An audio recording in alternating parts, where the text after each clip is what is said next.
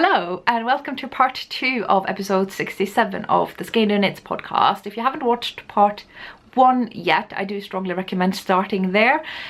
But in this part I am not going to talk about any of my personal knitting or anything. I'm going to talk about living in London as a knitter, and I'm going to do that in the form of a yarn crawl that you may or may not want to take. Just to tell you where you can buy yarn and what you can do when you are in those particular areas. Hello and good morning. I decided to do a little vlog today because I am out and about and I have a person with me. Hi. And we're going on a little yarn crawl in London, but before we stop by to see the sheep. Yes. In London, because London has sheep, in case you didn't know. There's a city farm right here. Double vlog, I'm sorry. There we are. Lots of woolly little creatures that are somewhat blurred. And there's a donkey over there. And there are some goats. There's a donkey over here. I'm going to go and say he's there. Oh, look how cute! Hello, pal. How are you? So handsome. Super cute. And the sheep. And the city farm. So I'm very fortunate to be living fairly centrally in London. I live in the sort of central part of East London, or the eastern part of central London. I'm not entirely sure, but not too far away is Broadway Market. And Broadway Market is fabulous on Saturdays. It's a very local market. It's not a big tourist scene really. You will find some people playing music on the street, which is amazing. You will find really alive and buzzing street with awesome food. So start your yarn crawl there and have some amazing breakfast from any of the food buskers, the street vendors. They are selling so many cool stuff. I've even seen some Norwegian smoked salmon there. But there's a good selection of cheese, of just fresh food and cakes and wraps and grilled and fried stuff. It's really awesome. My personal favorite, maybe the pulled pork baps or the haggis sandwiches. They have some really good waffles as well. And I was just looking at a pigeon, excuse me.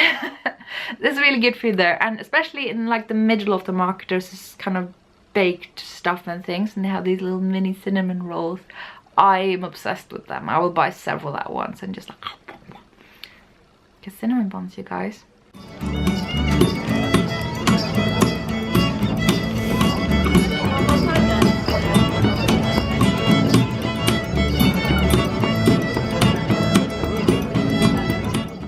It's just full of amazing stuff.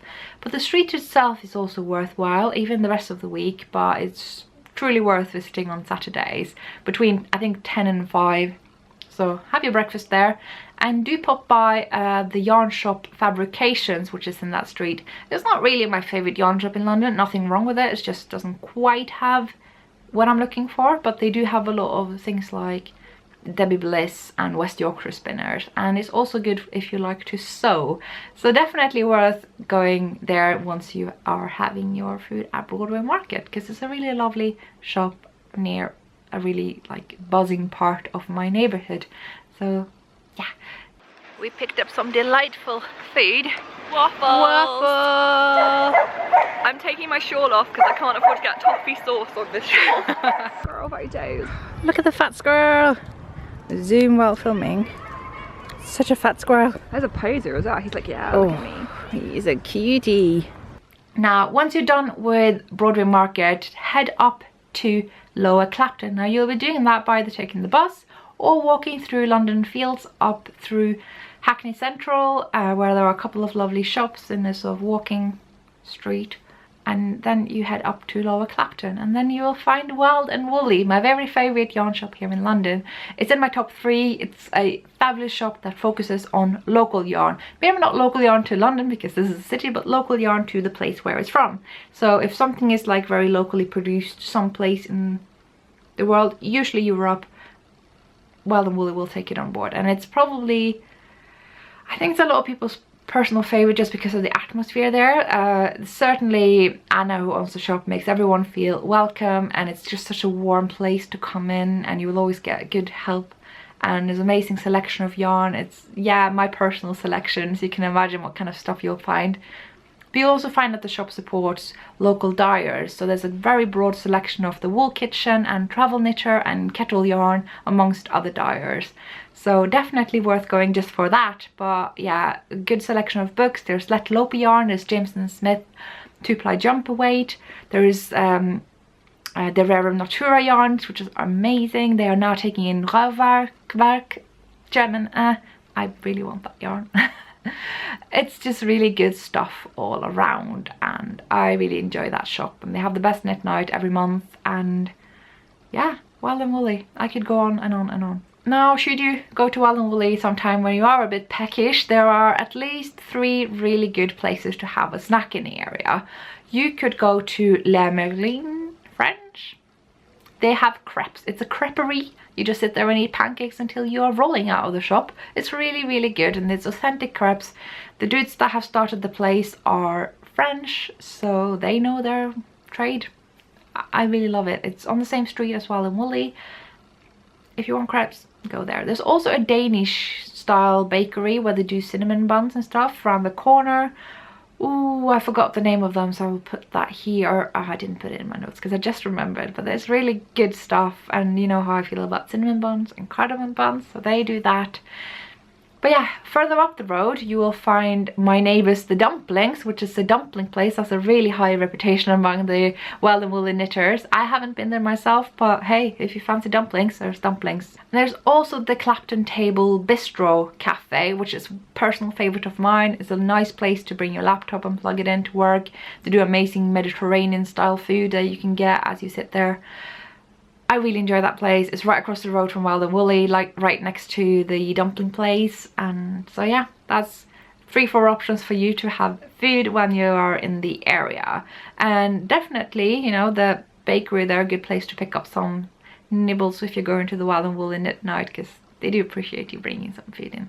Now, luckily, Lower Clapton is a very short walk away from Stoke Newington, and in Stoke Newington there is another yarn shop which is Knit with Attitude. Knit with Attitude has been started by Maya, who's from the same town as I am, and it did start out having a sort of focus on Norwegian yarns, but then those companies really kind of outsourced their yarn to not Norway, so that's not really their focus. Then they went more into ecological. There's a high focus on fair trade and ecological wool, animal friendly. That's really their kind of image, I guess. But it's also very high end, you know, that's the only place in London you will find a Hedgehog Fibres wool. There is a good selection of blacker yarns and the Fibre Company. There's some Coop Knits sock yarn. They do some Wool and the Gang.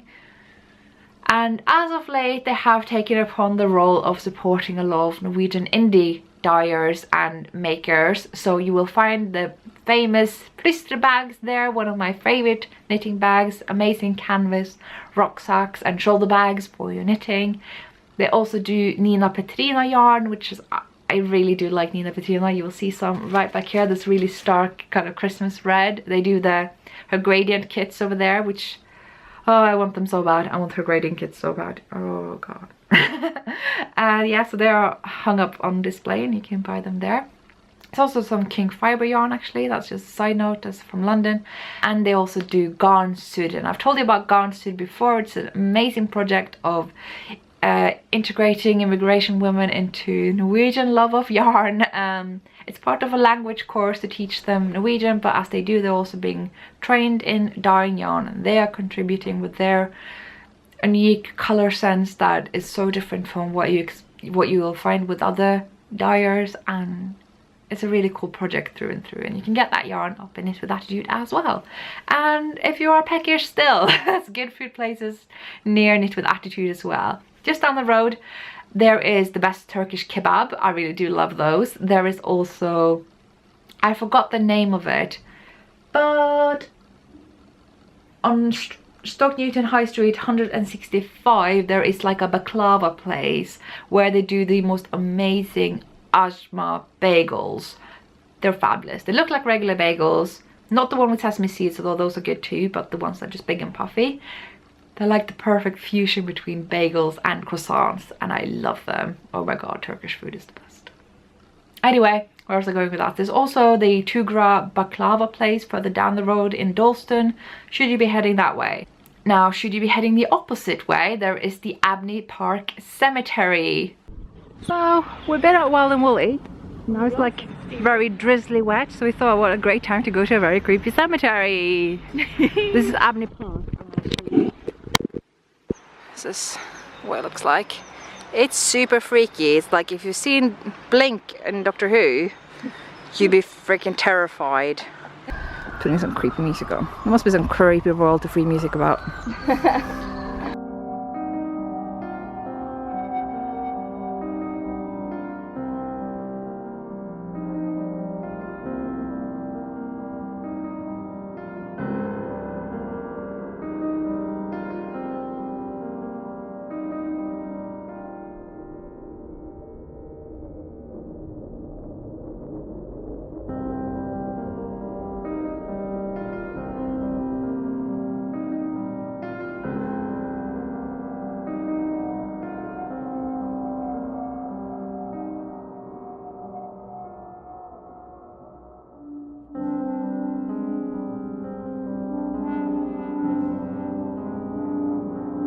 So, still in the creepy cemetery. What's the take? It's really interesting. I'm so used to seeing graveyards and cemeteries where everything's laid out very orderly. Yeah, this isn't that. No, this is kind of... It's really sort of sad as well, because everyone's like abandoned these people. Yeah. I wonder if it's because this area is built on a marsh, so it could be like the ground has just like rejected everything. Maybe. Because things are really like in disorders, like there's been an earthquake, but a very slow one. So yeah, It's creepy really cemetery. nice, It is, I like it. The last thing I want to mention for the Stoke Newington area is of course the London Loom. I have never been there, but I have seen a lot about them on Instagram as of late. They seem to have been working quite closely with Pompa magazine, and it's great if you're into weaving. So the London Loom is also in Stoke Newington, and you should definitely check that out. And now you really have two options. You could head south towards Loom, or you could head north towards Finsbury Park. I'm going to cover the south journey in a bit, but if you choose to head north, you will find the Handweavers studio in Finsbury Park, and they're a bit like, you know, the London Loom. They focus a lot on weaving and so, to some extent spinning and dyeing, and you will find this insane collection of cones and yarn and different fibers, not just wool. It's great if you're a machine knitter to find some yarn there, on combs of course. And they also have a lot bigger selection than what meets the eye. So if you find something but you're not finding quite what you're looking for, ask the people working there, because they have a lot more upstairs in their storage. So just, yeah, pro tip there. And once you're done with Finsbury Park, you could head up to Crouch End, where you will find Nest, which is a really lovely yarn shop that I sadly don't go to as often as I'd like, because it is quite far away from me, but it's a really nice yarn shop. They have some Isager yarn, which I know a lot of people really enjoy finding, so definitely do check that out. Should you now decide to head to West Hampstead, you will find the Village Haberdashery, which is another sewing and yarn shop. So they have some fibre company in Merlin, Tosh and that kind of thing, but it's primarily a sewing shop, and I have been buying some fabrics this week. I didn't actually include that in acquisitions. This is a knitting podcast. We don't need to see that. Maybe if I decide to sew it once, I will. I can't sew, but it's a really nice sewing shop if you're really into sewing, and also if you're only into knitting, you will enjoy the yarn section that they have. I really do enjoy that shop. If I'm ever in the west part of northern London, Village Haberdashery. Now I want to focus on the Islington area. So if you chose to head south after Stoke Newington, you would be coming down Essex Road in Islington towards the Angel area in Islington. And once you go down there, you will find Sew Over It. Now, Sew Over It used to be further down in Islington, but they are now moved up to Essex Road for a larger studio place, shop. Yeah, it's a really good sewing shop. It's internationally well known, and they do lots of great sewing classes. And yeah, anyone who's into sewing, Sew Over It is in that street. Now, if you keep walking, you will find Ray Stitch on the very same street. And Ray Stitch is also very highly regarded by sewists in London, so you should go to Ray Stitch. They also used to have a very good selection of Prim knitting needles, but I haven't seen that since they moved across the road. But they still have their old place on the other side of the road where they used to be, but that's more for furniture, fabrics and that kind of thing. So if you like upholstery, then that's the place to go. Now, just before you go to Raystitch, on that street, there is Raab's the Bakers. You've heard me talk about Raab's the Bakers in my Vlogmas because I'm obsessed with that bakery. It's such an unassuming place. It looks like your average sandwich shop. You know, you get that deli section, there's no seating area, you just pop in, and if you say, I want a cheese and ham sandwich, you will literally just get 2 breads with this much cheese and this much ham. It's very literal. What you see is what you get, what you say is what you get. But don't let that deter you. It's the bakery that's incredible. Like, everything they have is fresh off the day. They made it upstairs. It's a family business. And the prices are ridiculous. They might as well be giving away the bread. It's so cheap. You get artisan bread, you get amazing, just the baps and the buns and all the scones. They make the best scones, and they had the best deal for hot cross buns this Easter. Like, you got 4 proper sized, like, fresh amazing hot cross buns for £2. And yeah, it's very traditionally British, and I'm not usually a big fan of traditionally British bakes, but Raab's the Bakers, they really have all the things. They do really good bread pudding, which again I didn't think I'd like. Rocket cakes, the granary babs, oh my god, the granary babs, they're great with any sort of savoury topping. Brioche, they do all the things and they're great, and it's a weird quirky family bakery that I really love. So if you want a cheap eat on the way to Loop, because you're going to need that before you spend all your money, then definitely go to Raab's the Bakers. Just be aware that there's no seating area. You just go there, you pick up your food and you head off, and then walk towards Camden Passage, which is a small little side street in Angel, Islington. So not in Camden, in case anyone was confused. Camden Passage is a really lovely and quirky street. It's got a pub and some really odd shops of like weird specialty things, vintage things. You can find all like English army costumes. Like, if you're really into like the Outlander series and you get a bit like, oh, if you see the British Army uniforms, you will actually find them there. There's a weird like historical shop just below Loop. There's a lot of things you should check out in that street if you're there. But let's be real, we're going for Loop, aren't we? And Loop is a great yarn shop. It's the most famous yarn shop in London. They focus a lot on special imports, so they are pretty much the only place to get, you know, things like Brooklyn Tweed and Woolmiser and Quince & Co. They do a lot of Madeline Tosh. They've been specialising a lot in King Fibre lately. They have Jameson Spindrift, which is amazing. They do Uncommon Thread, Eden Cottage. I haven't actually memorized the whole stock level, even though it may sound like I have right now. They have a very particular style. You can check out their Instagram, you can get a sense of it. Very, very cozy place, and they do weekly knit nights, which I strongly recommend people going to. Huge selection of books. Like, the library at Loop is next to nothing. I love looking through their books. They always have the latest. There's a big table in the middle of the shop just full of books, as well as their bookshelf. And there's samples everywhere. They do their own patterns sometimes. Yeah, go to Loop if you're going to shop yarn in London. I would choose Wild and Woolly maybe first if you are coming from overseas. You know, if you're American, then you maybe not want to go to the place that has the yarn that's coming from America. But if you have time for more shops, then oh my god, Loop. Now, I'm not foreign to the idea that a lot of knitters are really, really into Harry Potter. And what a lot of people don't know is that Loop is very, very close to Grimmauld Place. Now, of course, the real Grimmauld Place, which is Claremount Square, just down on Pentonville Road, which crosses the road that goes up to Angel. Claremount Square isn't really Grimmauld Place, of course, and Grimmauld Place is kind of like, you know, an accordion where you drag out the houses and that house appears, and of course that doesn't happen in real life, so you might be a bit disappointed to find that's just a regular street. But if you want to go see it, definitely worth doing after popping by Loop, and you can say that you've been to Grimmauld Place. And that is on the way to King's Cross, and I think we all know what awaits a Harry Potter fan at King's Cross. Of course, platform 9 3/4, which is not a platform, it is a shop of Harry Potter things, all the things. And there's also a kind of a trolley that's sort of half through the wall of platform 9 3/4 that a lot of people like to take photos of. It may look like on their photos like there's hardly anyone there, but believe me, people are queuing up at every hour of every day to take photos with that trolley. So it's a bit intense, but I would definitely recommend that shop if you're into Harry Potter stuff and things. Merchandise, Ellie, that's what it's called. So yes, that is all I have for you. Just to sum up the yarn shop, there's the small little shop Fabrications, there's Wild and Woolly, there's Knit with Attitude, there's the London Loom, there is the Handweaver Studio, there is Nest, there is the Village Haberdashery, and Loop. I don't think I forgot any. Did I mention Knit with Attitude? I probably did.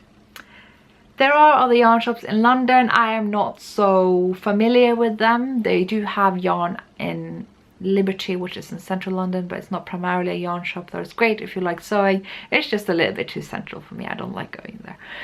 So I hope you enjoyed that little yarn guide.